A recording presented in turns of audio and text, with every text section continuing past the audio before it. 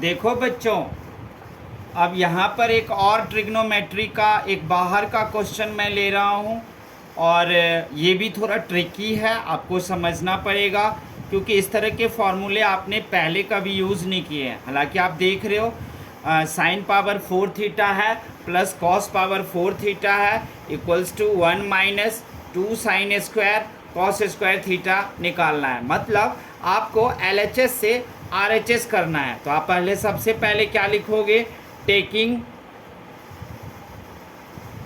LHS लिख लिया। अब आप देखोगे कि हम LHS को ले रहे हैं sign power 4 theta plus cos power 4 theta ले लिया।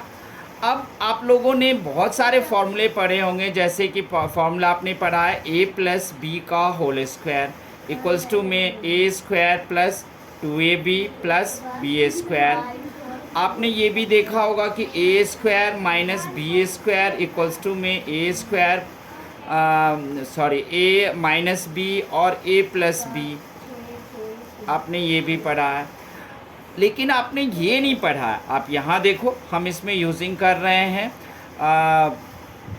a power 4 plus b power 4 का फॉर्मूला इक्वल्स टू में क्या हो जाएगा, ये a square plus B square का होल स्क्वायर इक्वल्स टू में इक्वल्स टू नहीं माइनस में 2 a स्क्वायर और b स्क्वायर। ये है इसका फॉर्मूला जो अभी आप लोगों ने इस फॉर्मूले को नहीं देखा। क्या है, a power 4 plus b power 4 theta equals to में a square plus b square का whole square minus 2a square b square. इस तरह के फॉर्मूले आपने यूज़ किए थे, ये नहीं किए, NCERT में भी नहीं है। तो हम यहाँ पर क्या करेंगे, अब हम इस क्वेश्चन को लेते हैं और इसमें पुटिंग करेंगे।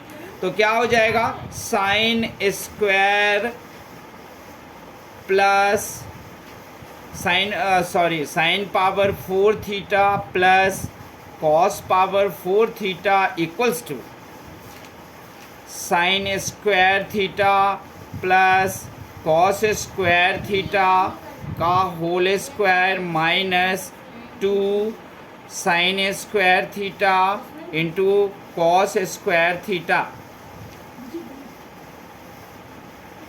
अब आप देखोगे कि अगर हम इसमें पुट करें तो आप जानते हो sine square plus cos square theta equals to 1 होता है, माइनस 2 साइन स्क्वायर थीटा और इंटू में कॉस स्क्वायर थीटा।